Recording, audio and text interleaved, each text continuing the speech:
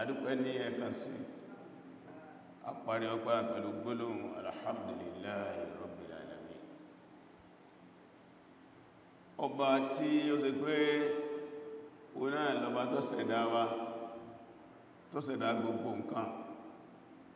tó ṣẹ̀dá sánmà àti àtìbẹ́nu sánmà àtilẹ̀, tó tún wá ṣẹ́wà kù sórí ayé lẹ́ni, ó tún ṣẹ́wà kù ní mùsùlùmí. Gbogbo ilé náà ni àwọn oore tọ́lọ̀ bá ṣe fún wa.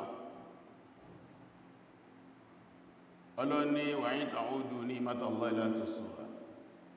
Tẹ́bá lẹ́ máa ṣe ní èjì ẹ̀ta oore tó wọn lọ́wọ́ bá ṣe fún yín ọlọ́lẹ̀ lè kátá. ń bẹ́nu rí Ọlọ́run ìtọ́památà àti ẹ̀mọ̀pẹ̀rẹ̀ Ọlọ́run ni àwa ń fi àsìkò ìdúpẹ́ gbogbo oore tọ́lọ̀ bá ṣe fún wa. Kọ́lọ̀ọ̀bá àlèkẹ́ ọlá kó sàlékún rẹ̀ náà fún wa, kó bá ní fàlbárkà sí àwọn oore náà, àwọn adáa tó wá ń fẹ́ lọ́dọ̀ Ọlọ́run lóòrò ṣíríṣì kọ́lọ̀ọ̀ má ṣàfilé wa lọ́wọ́.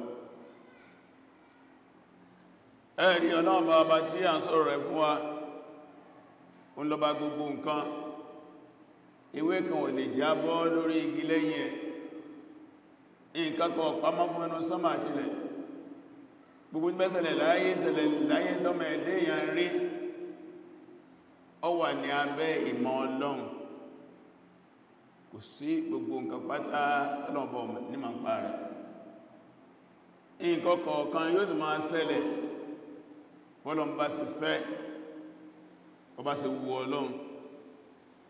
Ọba iná ni ọba tí a gbàgbọ́.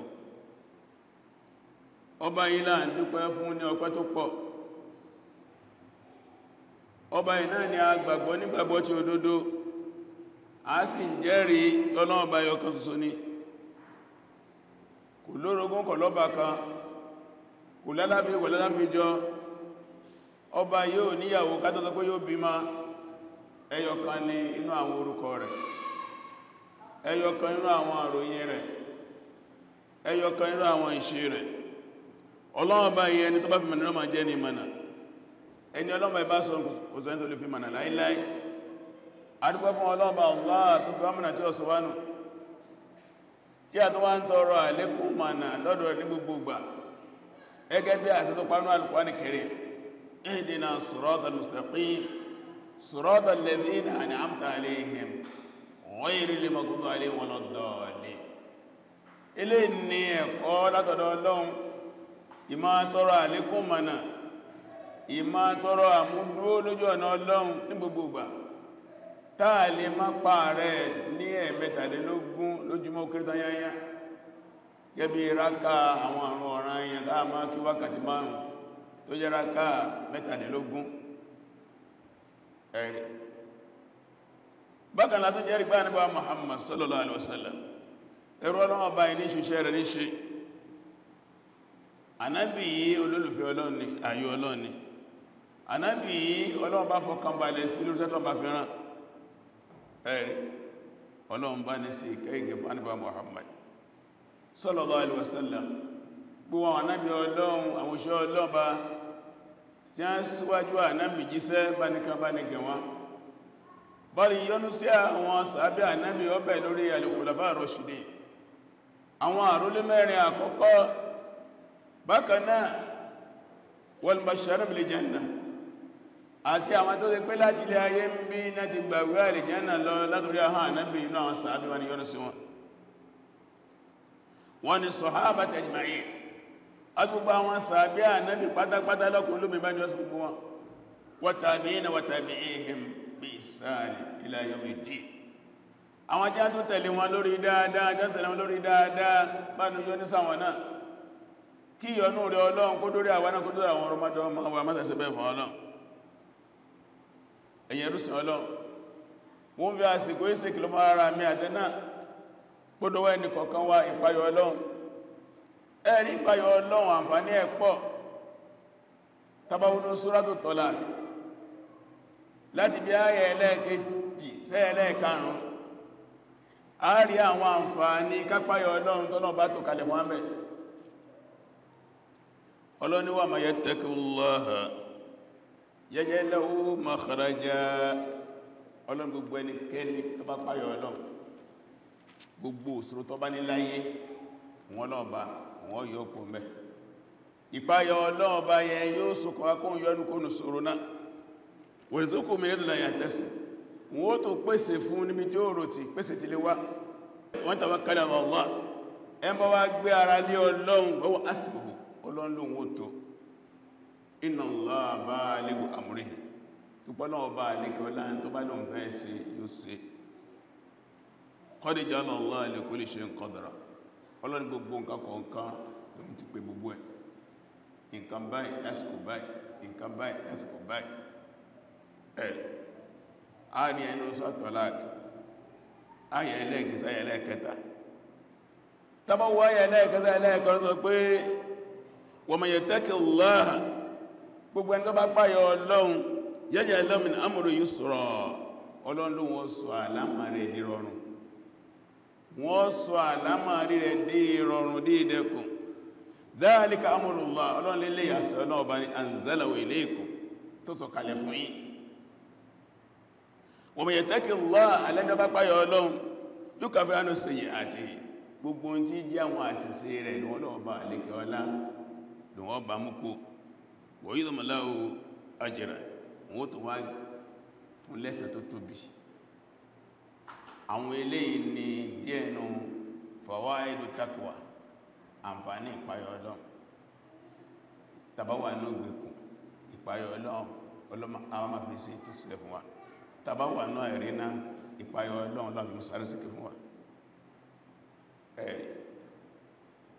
ọlọ́run a máa sọ̀rọ̀ ẹni dìrọ̀rùn a máa jẹ́ kí ẹ̀san tààgbà lọ́dọ̀ ọlọ́run kó pọ̀ ẹ̀rí eléyìí ṣùgbọ́n lè ní bí tí a fẹ́ sọ̀rọ̀ lọ ọ̀rọ̀ wa ti ní o náà ni waqfatun sari'atun ma dhikra as-sabi'a wa sab'ina ama marrati ala nakbati al-falastiniyya al-kubra o ní pé a fẹ́ yẹ̀wò ìrántí ìṣẹ̀lẹ̀ ńlá ni tó ṣẹlẹ̀ nínú ìgbésí ayé umma o náà ni ìṣẹ̀lẹ̀ ń pè ní an-nukbatu al-kubra àjálù ńlá àdánwò ńlá tí ó ṣẹlẹ̀ sí àwọn ọmọ ìyá wa nílẹ̀ Palestine àjálù àìròtì tó wá sí pé tá bá sí ní èjì ẹ̀ta ìgbà òní ìṣẹ̀lẹ̀ ó di ọdún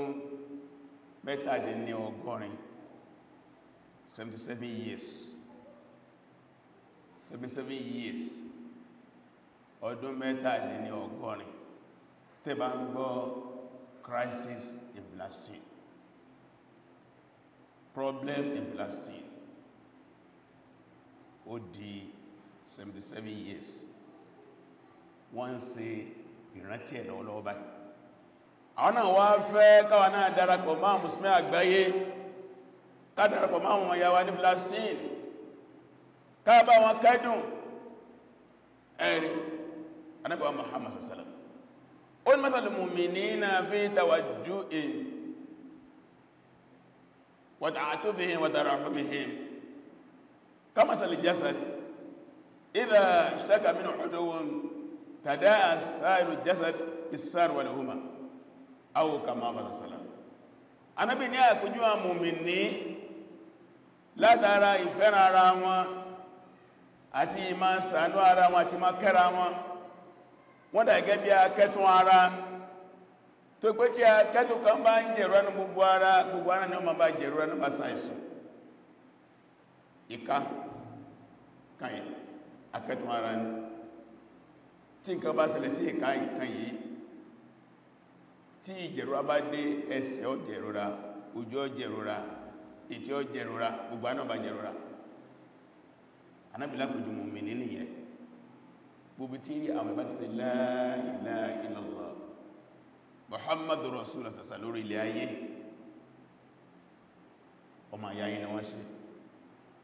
innamal mu'minuna ikhwa ọlọ́lẹ́rìn àwọn mọ̀mìnì ọmọ ya kanáà ni wọ́n inú suratu Hujurat ayẹ́lẹ́ kẹwàá ọ̀nà ẹnìkan ní rúùlù khuwa ẹ̀mí ìjọmọ ìyá the spirit of brotherhood kódà tó rí wọ́n láàrín sọ pé man asbaha ẹni ọba jí sílẹ̀ ayé walam yatamma bi amri muslimin tó wá ṣe kọ̀kànmí sí ọ̀rọ̀ àwọn mùsùlùmí tí ò ní kàkún sọ́rọ̀ mùsùlùmí falaysa minhu náà kì sára wọn aw kama qala sallallahu alaihi wasallam o náà kì í sí ara wọn torí ìdílé ìlàbí gbọ́dọ̀ rí dáńpé ní rúùtàdọ́mọ̀n alìsìlámi ẹ̀mí àṣepọ̀ ti Islam ẹ̀rì mùmìnì yafrahu bifari ikhwanihi wa ya'zanu bi uznihi mùmìnì gidi yóò máa dùnnú pẹ̀lú ìdùnnú tí bá ń ṣẹlẹ̀ sáwọn ọmọ ìyá rẹ̀ mùmìnì mi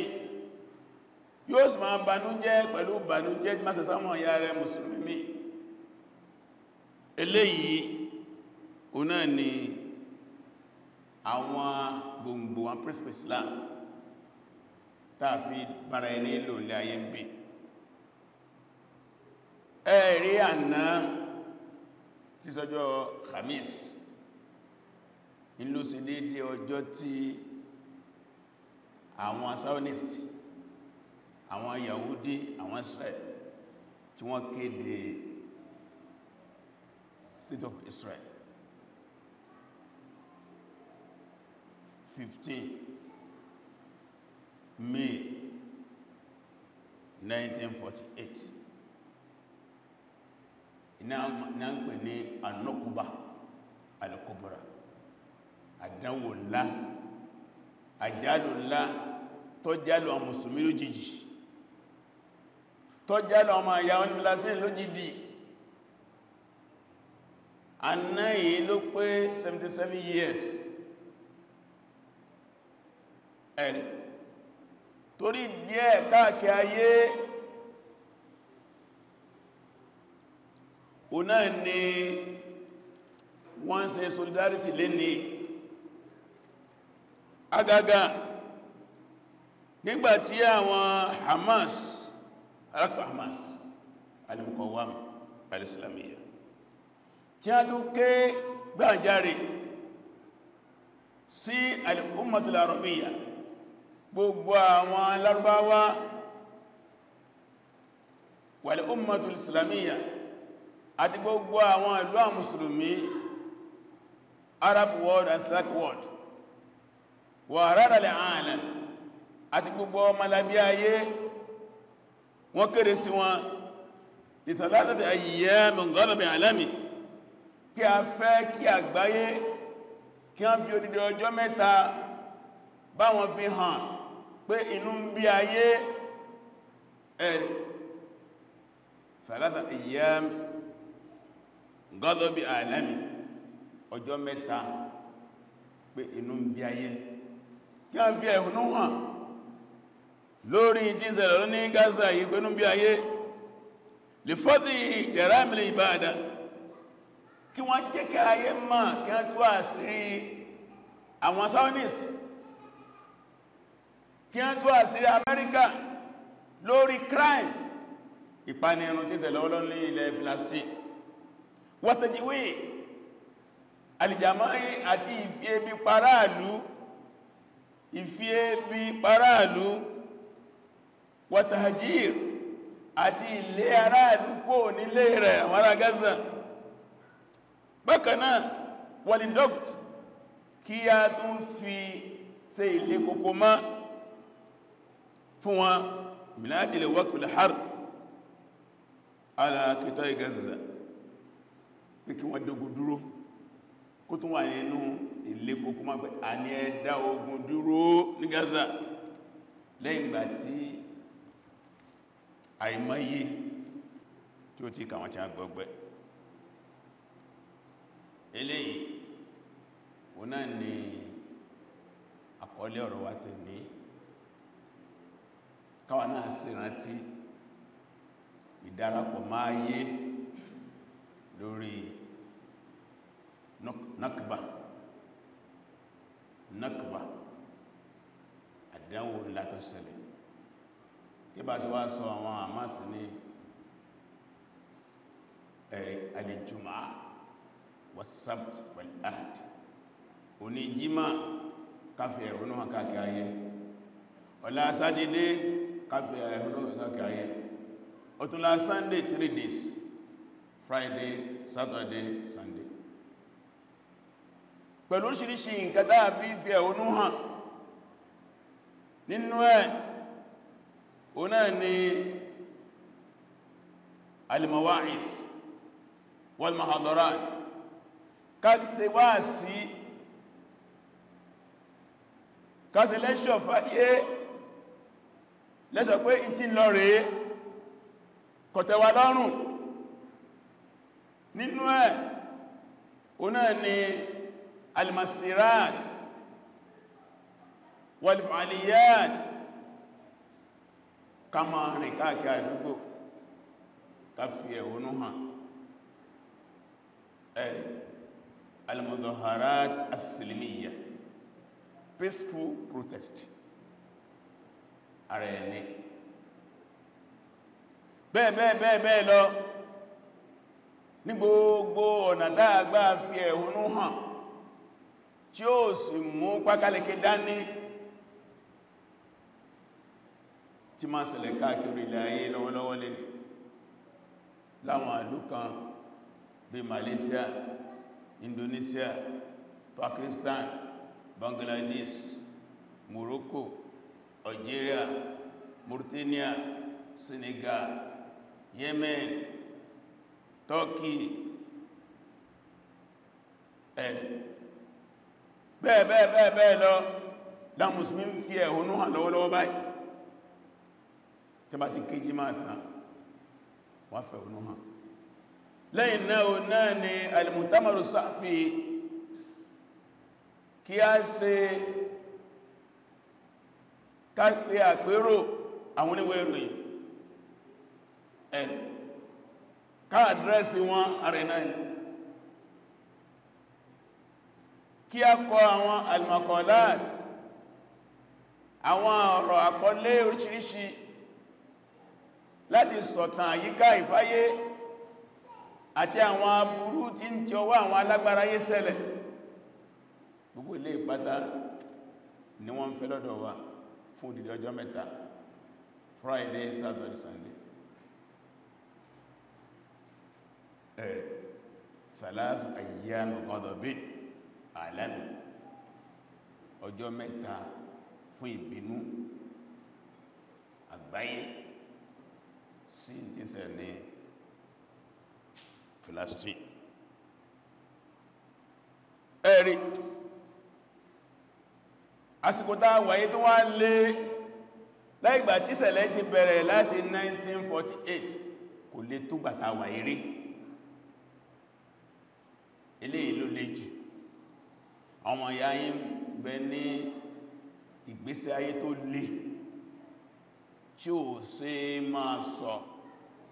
gbogbo jẹ́ ń pè ní muqawwimatul hayat in tó gbé ìsẹ̀mí ró tó gbé láìfù dúró wọ́n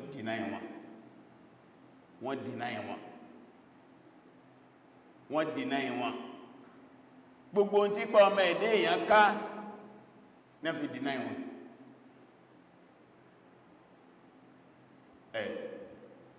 in tí wọ́n rí deny wọn ní tí pa ọmọ ẹ̀dẹ́ èèyàn ká ipò ọmọ ẹ̀dẹ́ èèyàn ká fẹ́rẹ́ ọ̀dán lónìí ipò ọmọ ẹ̀dẹ́ ènìyàn kọ̀kákílẹ̀ má kọ̀kákílẹ̀ sú ọ̀dán lónìí lẹ́yìn yẹn gbóhùn ká yókù náà dínà ìwọ̀n kódà tẹ́ mọ́ omi láàmà à wọn àrómi tí wọ́n mú wala ta'am wọn àróúnjẹ tí wọ́n jẹ wala dawa wọn lóògùn tí wọ́n lò wala malbas wọn àrásọ tí wọ́n wọ̀ wala mawa wala sakan wala maskan wọn níbi tí wọ́n sà sí wọn nílé tí wọ́n gbé gbogbo dumirat gbogbo iná ti destroy masajiduhum àwọn alámbẹ̀ masalasi nìsí masalasi wọn dumirat wọ́n ti bàjẹ́ madarisuhum àwọn ilé ẹ̀kọ́ wọn dumirat wọ́n ti bàjẹ́ al-mustashfayat àwọn ilé ìwòsàn wọ́n ti bàjẹ́ gbogbo àwọn ilé iṣẹ́ ńláńlá wọ́n ti bàjẹ́ gbogbo bridge wọ́n ti wó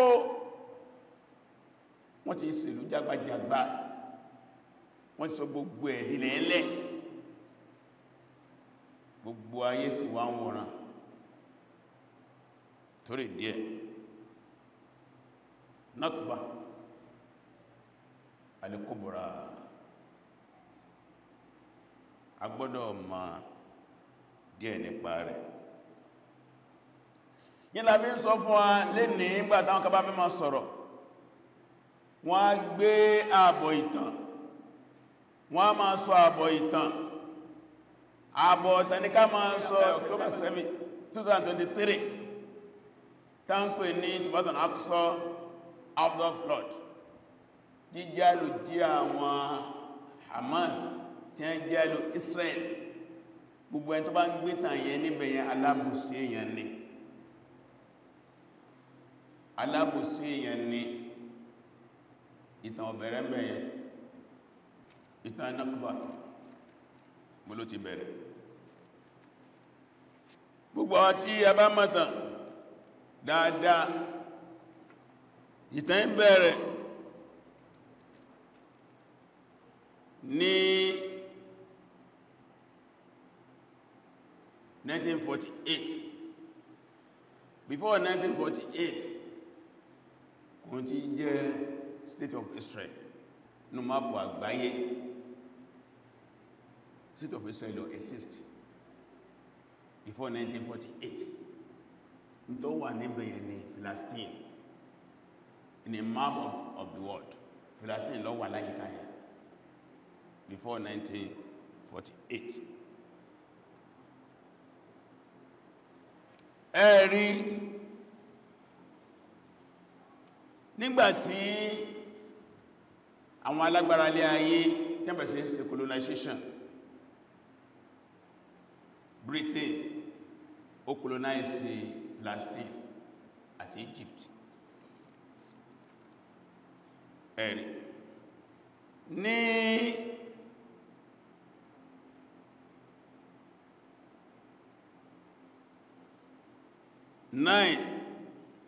December 1917 ó náà ní ìjọba Palestine ló bọ́ sí ọwọ́ Britain pátápátá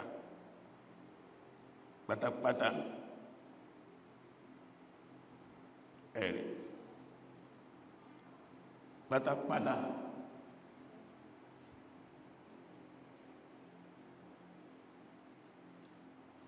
ẹ̀rí 2nd November 1917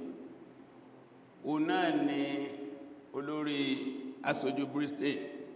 ní Palestine jọ́nà lọ ìlọ́kọ ìwé kan tí a ń pè ní Balfour Declaration ìgbàtí wọ́n jókòó ní ilẹ̀ Europe wàhálà àwọn Israeli pọ̀ gbọ́lá fẹ́ kó wọn sí wọn lè máa wà ní Europe báyìí lọ títí agbọ́ wà bí kan kó wọn sí wọ́n dábàá dúró kó wọn sí wọ́n dábàá Africa kódà wọ́n dábàá Uganda tó sì bí wọ́n lọ wọ́n bọ̀ bẹ́ẹ̀ ni aṣojú àwọn Britain ní Palestine ni ọba kọ̀wé wípé gbogbo àwọn Yahudi ibi tí wọ́n bá wà lórílẹ̀ ayé kí wọ́n máa bọ̀ àwọn ó jẹ́ kí wọ́n wọlé sí Palestine.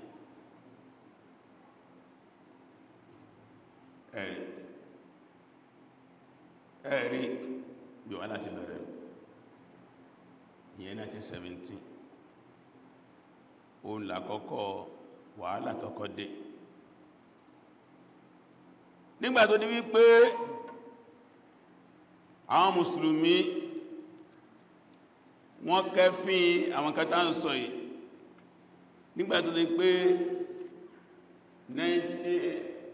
1920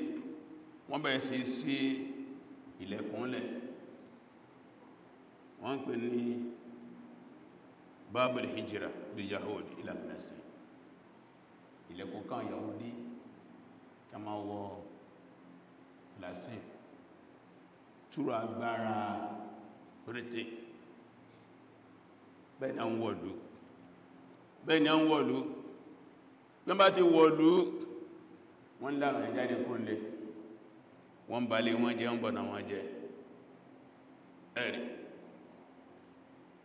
kájọ́ sí àyà wọ́n ti lé 750,000 ọmọ Palestine kó nílùú wọn 750,000 wọ́n ti lé wọn kó nílùú wọn wọ́n sì bá àwọn oríko jẹ́ àwọn oríko kéékèèké tí a ń bá jẹ́ jọ́nà lọ́hùn wọ́n dẹ̀ ní 500 villages and destroy tí a ń mú tẹ̀. Bẹ́ẹ̀ náà ni àwọn ìlú ńláńlá bẹ̀sí bàjẹ́ wọ́n bẹ̀ sí sọ́dí ìlú Yahudi gbogbo àmì Islam wọ́n mú kún bẹ́ wọ́n fàmì tí wọ́n sí gbogbo bá kèrè lábáwá sí wọ́n parẹ́ wọ́n kèrè tí wọ́n sí bí àwọn Mùsùlùmí àgbáyé sí ta ní ẹ gbogbo àwọn Lárúbáwá ń jọ́nà lọ gbogbo Lárúbáwá tí ó sáyàfí Egypt ni Iraq ni Jordan ni Lebanon ni Syria ni Saudi Arabia ni gbogbo wọn pátá Bahrain ni nádìdé kò ti jẹ́bẹ̀ gbogbo tí wọ́n ní wọ́n sì àpérò oríṣiríṣi conference oríṣiríṣi wọ́n take decision oríṣiríṣi wọ́n resolution oríṣiríṣi káà nígbà báyìí l'Amẹ́ríkà ìgbà ìsìnrẹ́ wọ́n ṣẹ̀ṣẹ̀ dá United Nations lẹ̀ United Nations tẹ́ ń gbọ́yẹn wọ́n ṣẹ̀ dá lẹ̀ wọ́n dá United Nations lẹ̀ ní 24 October 1945 ìṣẹ̀lẹ̀ṣẹ̀lẹ̀ ní 1948 ẹ̀rí ọdún mẹ́ta náà l'Amẹ́ríkà bá ní ìbá kàmpé káàkiri pé ẹjá pínlẹ̀ láàrin àwọn Palestine àtàwọn Jew àwọn Israel àwọn Zionist ápínlẹ̀ ní ápín tó rí jẹ́ ẹjá pẹ̀pàdé káfòt ńlọ́mí káàkiri pẹ̀lú threatening pé mí ìdáfẹ́ ṣe ẹ tó bá vote against Israel tó bá vote pé à ní pínlẹ̀ yìí oládojú ìjàkọ́ wọ́n tó ti jẹ́ bẹ́ẹ̀ ìjọ́nà ó ti rí bẹ́ẹ̀ ìjọ́nà lọ ọ̀pọ̀lọpọ̀ ló Islam lọ yàrí ṣùgbọ́n àwọn ẹgbẹ́ United Nations ló ti pọ̀ bí ìjọ́nà lọ gbogbo ojú 50 countries lọ́ngbà yẹn bí 50 countries wọ́n ṣe bẹ̀rẹ̀ eré náà wàdá ní wọ́n sá padà sọ pé kí wọ́n pínlẹ̀ ní 1947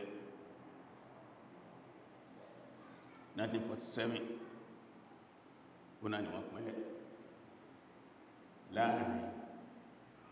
àwọn tí a nílẹ̀ àwọn Lárúbáwá ọmọ Palestine àtàwọn àjòjì ẹ̀rẹ̀ ìjọ náà lọ́hùn wọ́n pé 56% fáwọn Yahudi ilẹ̀ tàbájẹ̀ ìnítàlẹ̀ ẹkọ́ mú kéré àlejò ayò ló mú tọ́pọ̀ wọ́n pé 44% fún àwọn Lárúbáwá àkọ́kọ́ àbòsínú ẹnìkan ló nílẹ̀ àwọn kan gbalẹ̀ ní túláàsì ẹwà ní ẹjẹ́ ápùn ẹni ọwá gbà tó pọ̀ jù náà ni àjòjì hada zulm àbòsí nìyẹn yí ló wá jẹ́ kí gbogbo umma islamiyya wal arabiyya wọ́n tako ọ̀rọ̀ yìí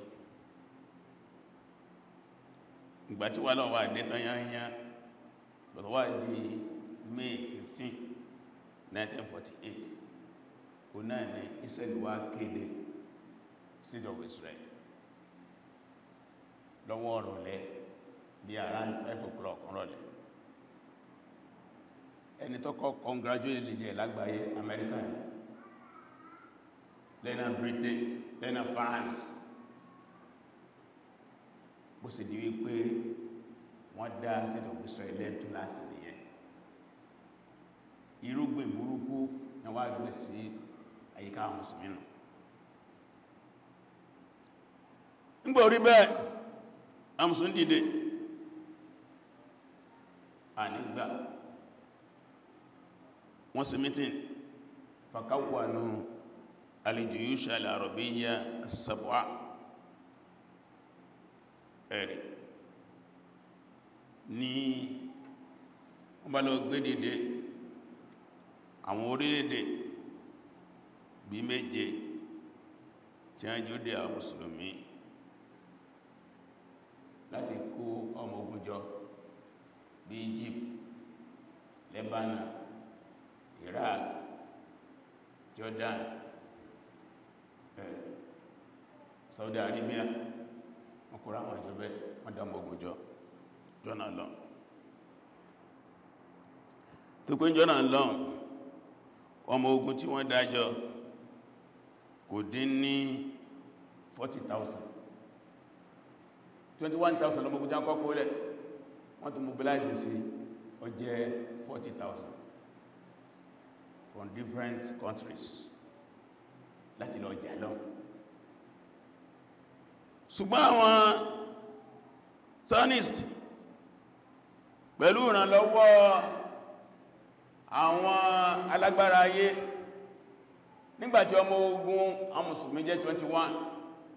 àwọn ọmọ ogun táyé dájọ́ fún àwọn Israel wọ́n jẹ́ 60,000 anẹ́sì ní ìkànjájú gbọ́tọ̀ ti bẹ́ẹ̀ rú ọba àwọn Mùsùlùmí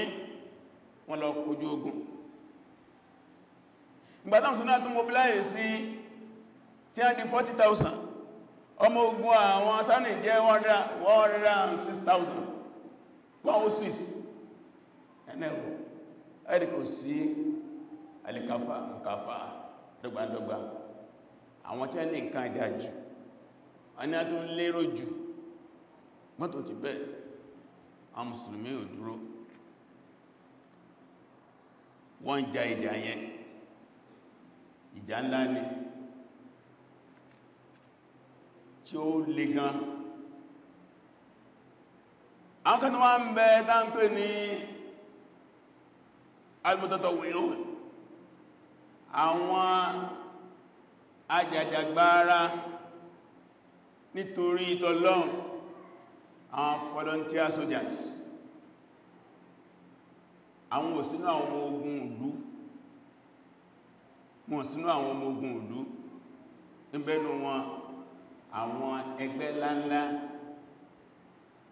bí àwọn jápẹ̀ ní Ikhwan Muslimun nílẹ̀ Egypt níbẹ̀nú àwọn mẹ́mbà àwọn ẹgbẹ́ àwọn náà lọ́jà wọ́n bá lọ bẹ́ẹ̀ nígbà wá rí pé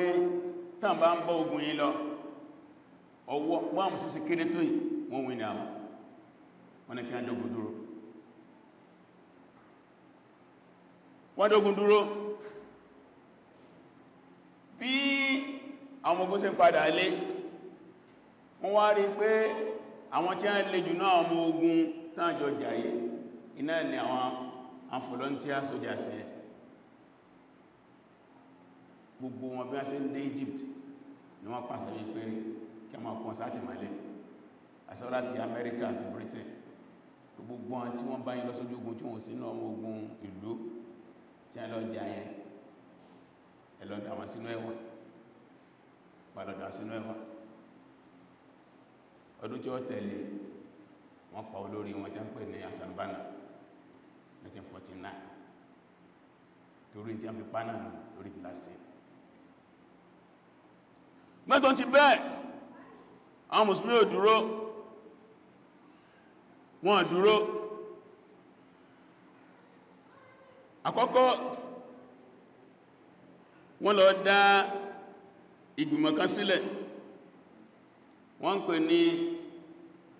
Munazamatu Tahrir Palestiniya, wọ́n ń pè ní PLO, Palestine Liberation Organization. Wọ́n dá yẹn lẹ̀ ní May 28, 1964. Ó ní umbrella tó kó gbogbo ọmọ Palestine sínú láti jàjàgbara. Ní abẹ́ ìdátọ̀ fi dá Harakatu Fatah sílẹ̀, tẹ́mà pé Fatah group. Ìgbáyẹ̀ rẹ̀ Yasser Arafat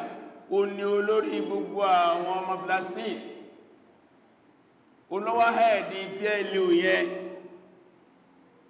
ẹ̀rì olówó hẹ́ẹ̀dì wọn títí wọ́n sàn ṣọ́gbù gbogbo ìsìnlẹ̀ àgbà náà ni wọ́n ní military wing tó pé òní bọ́dì. Ìgbà tó di 1998 tí ń lọ bí 50 years tí ṣẹlẹ̀ for 1948 1998 ní Yasser Arafat ní a gbọ́dọ̀ ní ọjọ́ kan tí ó jẹ́ ọjọ́ àgbáyé fún solidarity Palestine lọ́wọ́ kéde fún àwọn mùsùlùmí láti di pé tó bá ti ń di May 15 every year láti 1998 ni a máa ń ṣe remembrance Nakba ìlú mùsùlùmí. Orí bẹ́ẹ̀ náà ni wọ́n wà, wọ́n lè má ṣe ṣùgbọ́n gbàtọ̀ yá pressure pọ̀ lórí Yasser Arafat tí àwọn alágbára tẹni ó gbọ́dọ̀ recognize state of Israel nígbàtí ó rọ́nà lọ́mọ́ ó padà recognize state of Israel gbíwà láti dẹ̀rẹ̀ tó túnmà sí pé kò sí wàhálà mọ́ láàrin àwọn mọ́tò ti bẹ́ àwọn èèyàn tó struggle ọmọ sọ wá pín sí méjì. Àwọn kan gbà wípé a máa yanjú ọ̀rọ̀ yìí pẹ̀lú meetings, round table meetings. Akán rárá o níta bá fi agbára náà láti gbà padà, a lè fi ìjókòó yanjú ẹ̀. Ibi tí umma Ànábì tí a ti pín sí méjì lórí ọ̀rọ̀ Palestine, àwa mùsùlùmí bí a ti pín sí méjì lọ. Àwọn kan believe nínú peace talk, kásá máa sọ díẹ̀. Àwọn kan no, kò mú àǹfààní wá. Àwọn tí a ń bá sọ̀rọ̀ yìí wọ́n àdọ́wọ́ ìyàdúró, wọ́n àdọ́wọ́ extension dúró, wọ́n extend sí ni. Wọ́n àdọ́ kí a máa pa àwọn yẹn, wọ́n àdádúró. Wọ́n àdáwọ́ kí a máa lé àwọn èèyàn dànù nílé, wọ́n àdádúró. Wọ́n kàn sáà jí láàárọ̀ báyìí, olóró sì give instruction, ẹlọ́sàdùgbò yìí, ẹ máàkì ilé, wọ́n lè máàkì ilé 1,000 horses. Wọ́n sì kéde ọfàn wísù, àfúyí ní 24 hours. Kẹfẹ́ evacuate, ẹ bá ní ẹ̀mí ẹ̀lò, tó sì ní kankan kó nílé ẹ̀kọ́kọ́. After 24 hours, àwọn wọléwọlé ó dé. Bẹ́ẹ̀ sì ni wọ́n dé lóòtọ́. Bí wọ́n tí wọ́n tán wọ́n sì lẹ́wọ́ ẹ̀, wọ́n sì máa fẹ́ẹ̀sì. wọ́n kò ní jidal wọ́n ti tún gbà ẹnu wọ́n bá ń sì bẹ́ẹ̀ lọ ìyẹn ló mú wọn àwọn kan dìde wọ́n pè bàbá ní Ahmadu Yasin àlèmọ́ bàbá ìlọ olúwa bẹ̀rẹ̀ sí kọ́ àwọn ọ̀dọ́ kó wọn jọsí masára lọ́gbọ̀rọ̀ sí kọ́ wọn ní kí ọkọ̀ ní jihad ọkọ̀ ní bóòlá sí jàjàgbára nígbà tó di 1988 18 August 1988 òun náà ni a kéde harakat Hamas lọ́gbà Hamas 1988 ni wọ́n dá sílẹ̀ aná wá sí agbátẹrù wàhálà yẹn ṣùgbọ́n àwọn fátà nígbàtọ̀ ní pé Yasir Arafat kú yẹ́rọ tó kú iná wọ́n pọ́ìsàn ẹni o bó ṣe rí iná tí ọ̀jára ilé jára ọ̀run láàrin àwọn mùsùlùmí bó tẹ ń tarágbá ó sì ń béèrè fún ẹ̀tọ́ ẹ̀ ó sì ń lọ mítìn ẹjá yẹjú ẹ̀ àwọn ọmọ ọ̀dọ́ ẹ̀ náà àwọn tí a ń súnmọ́ náà ní pọ́ìsàn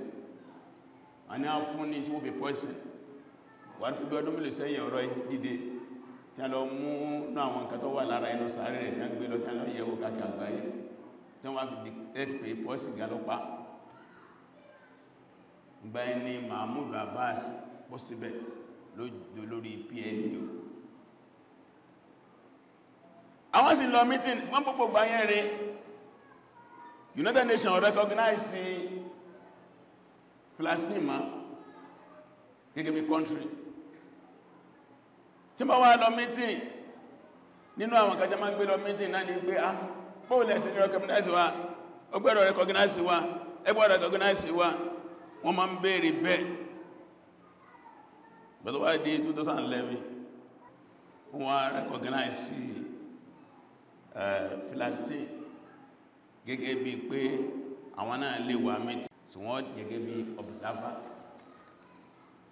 observer ni wọ́n jẹ́ wọ́n ní ẹnu ọ̀rọ̀ olùwòrán ni wọ́n bí bá ní kí wọ́n dìbò wọ́n ní lè dìbò ṣùgbọ́n wọ́n láǹfààní kí wọ́n jókòó tí wọ́n bá ní èrè wo ni àwọn tí wọ́n ní ẹjá máa jókòó sọ̀rọ̀ jẹ láti 1948 tí 2011 wọ́n recognize wọn as observer the UN pílẹ̀ iná sí ní wọ́n láǹfààní kí wọ́n ta bánà wọn náà kaná irú bánà lúkọ̀ọ̀kan fláàgì lúkọ̀ọ̀kan kaná ta tẹ́mà ní kí ní ẹgbẹ́ ẹ̀ tí sẹ́lù sì dáwọ́ ẹ̀jẹ̀ ń ṣàdúró kọ̀dá kọ́ máa pàwọn ẹ̀dúró títí bẹ́ẹ̀ kò tó di wípé ìgbà tó di kò tó dìgbà yẹn náà 2005 wọ́n ní kí wọ́n selection wọ́n selection ní Palestine àwọn tí wọ́n padà win election tí wọ́n ní majority of the house ní àwọn Hamas ṣùgbọ́n rí tí Mahmoud Abbas gẹ́gẹ́ bí olórí Palestine ṣùgbọ́n wọ́n ní ẹni house àwọn Hamas bẹ́ ní àwọn Amẹ́ríkà àwọn Israeli wà nínú kò lè wọ́pù báyìí ẹni bọ̀ ìjọba sí ìjọba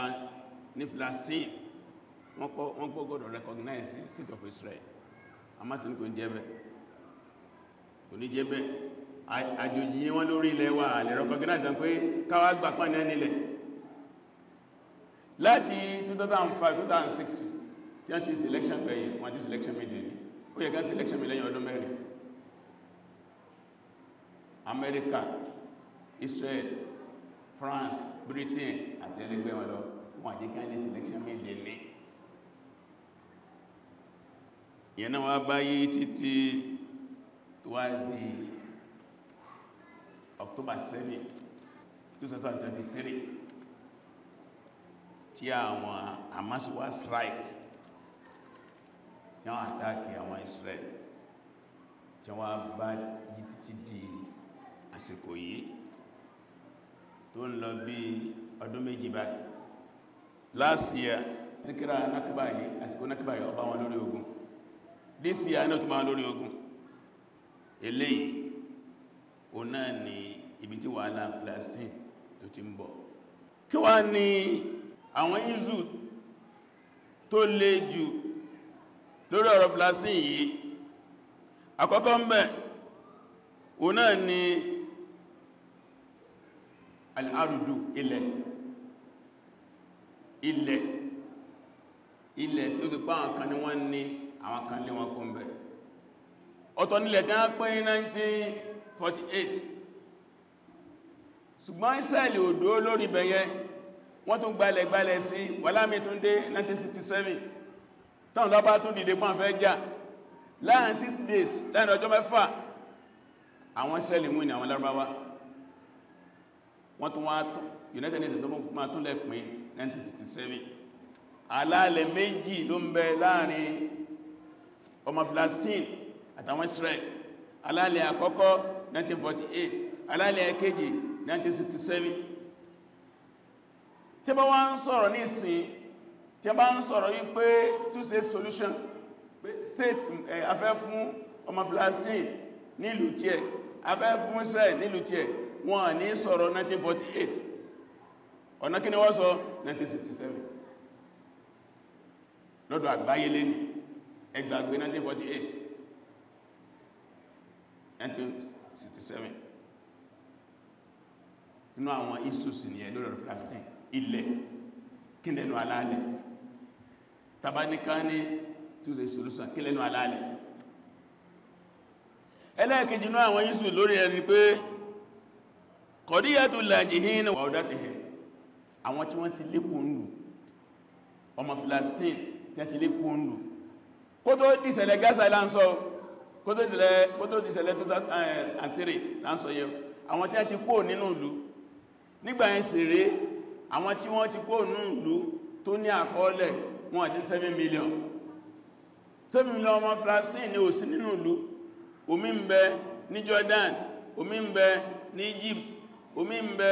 ní Iran ó ń bẹ ní Iraq ó ń bẹ Turkey ń bẹ Qatar ń bẹ Saudi Arabia ó ń bẹ ní Europe tí wọ́n sì gbàgbé ilé tí a bá náà jẹ́fẹ́ padà ilé mọ́ná fẹ́ dé sí nínú ẹ̀ wọ́n náà tabadul asara o náà ni gbogbo ìgbà ní Israeli máa kó àwọn ọmọ Palestine akànjí yóò sì gbé mọ́tò bọ́ta wọ́n lè kó mọ́tò bí mẹ́wàá bọ́ta àtọkùnrin àtobìn àtọmọdé tí a bá ti mú wọ́n máa kàn sínú ọkọ̀ wọ́n lọ ẹ̀wọ̀n náà ṣùgbọ́n gbogbo ìgbà tí a bá ń jà pẹ̀lú àwọn ọmọ Palestine àtọmọ Palestine náà bá rí múnú wọn àná kò rán sẹ́wọ̀n tí ọmọ Israeli mẹ́wàá bá wọ́n bẹ lẹ́wọ̀n ọmọ Palestine ọmọ Palestine ọmọ bẹ lẹ́wọ̀n Israeli kò ní dín ní bí 5,000 wọ́n náà wò ìyẹn bẹnu yíṣù àwọn èèyàn wa tẹ́ kó àwọn èèyàn náà ti mẹ́lọ́dọ̀ wá bó láfẹ́ ti pàṣípààrọ̀ nígbò tó wá dí àsìkò acts of Lord yìí 2023 yẹ Ọlọ́run tó wá ń ran àwọn ọmọ Palestine lọ́wọ́ àwọn èèyàn ńlá láti ń rí kójọ́ náà lọ wọlé 200 ọmọ Israeli kan so ńgbà mẹ́sìrí wọ́n máa fi béèrè 1,000 ẹnìkan yóò kátólífẹ́ ẹnìkan ilẹ̀ ẹ̀fà àwọn èèyàn wá 1,000 lẹ́ 2011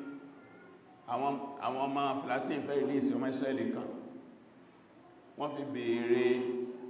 1,027 2011 pẹ̀látara pé wọ́n mọ̀ yẹ tán náà lé lórí wọ́n tán yìí fẹ́sì lé lórí wọ́n padà kó àwọn èèyàn yẹn lẹ́ torí ẹnìkan wọ́n kó ọmọ Palestine tó lé 1,000 lẹ́ torí ẹnìkan ṣoṣo inú àwọn iṣu tó wà nílẹ̀ ó ní kọjá sí ìtọ́n ká máa ṣe extension láìròtì bákanáà kásì máa ma fence ó wà ní iṣu inú tó wà nílẹ̀ ó náà ní kọjá tó lè Kudus wà sí mẹ́tọ̀wà àyíká mẹ́já ń pè ní Kudus mẹ́nájì Jerusalem ó wà ń bẹ̀ pé ta ló ní àwọn Yahudi àwọn kílèmù ẹ̀ ìgbàjá sì pín lẹ́njọ́ tí wọ́n kọ́gbọ́n lẹ́nà 48 wọn pín fẹ́ ní kankan wọ́n pè ní àgbáyé náà ma mójútó gbọ́ngbà tó di 1967 Israeli gbà pọ̀ mọ́tí ẹ̀ ìyẹn náà wà kó tó wá kan kọ̀díyàtò hali dawlatain ó náà ní pé two state solution kí Israel ní ìlú tí ẹ̀ kí o ma Palestine ní ìlú tí ẹ̀ kálùkù jọ wà. Ìyẹn ni Obama gbé lárugẹ nígbà tó wà ń bẹ̀. Gbogbo tí Obama ti kú ń bẹ̀ tán gbogbo àwọn olórí Amẹ́ríkà wọ́n recognize two state solution. Láìgbà tí act of flood wá ti wá ṣẹlẹ̀ ọ̀pọ̀pọ̀ àgbáyé ìtẹ́ wọn pariwo náà ni two state solution, two state solution. Ẹ ti ẹ̀dánwò Amẹ́ríkà ò gbà, Israeli ò gbà. Torí díẹ̀ níbi tí ọ̀rọ̀ Nakba ti bẹ̀rẹ̀ ní ẹ wàhálà Palestine tí wọ́n rán lọ́wọ́lọ́wọ́ ẹ̀ láti 1948 ni ọdún ìlú di 77 years 77 years tó ti wà ìsọ̀ Palestine kò sí wà ní ẹ̀. Túnmọ́lé ní rẹ̀ látara propaganda àwọn alágbára ilé ayé àwọn Israel àwọn Amẹ́ríkà wọ́n ti yọ ìròrí ẹ̀kọ́ lọ́pọ̀lọpọ̀ àwọn mùsùlùmí nígbà ọ̀bẹ̀rẹ̀ ìjọun wọ́n sọ pé crisis between Israel and Muslims wàhálà láàrin àwọn Israel àti gbogbo mùsùlùmí àgbáyé nígbà ọ̀yá wọ́n náró rẹ̀ ó ní crisis between Israel and Arab wàhálà láàrin àwọn Israel àtàwọn Lárúbáwá nígbà yẹn ẹjẹ́ ìbáṣe Lárúbáwá wọ́n ti yọ́kò mẹ́ ìwọ́tọ̀ bá sí Lárúbáwá ń dá sí wọ́n ti yọ́kò náà bí ọkàjọ́ kan wá ní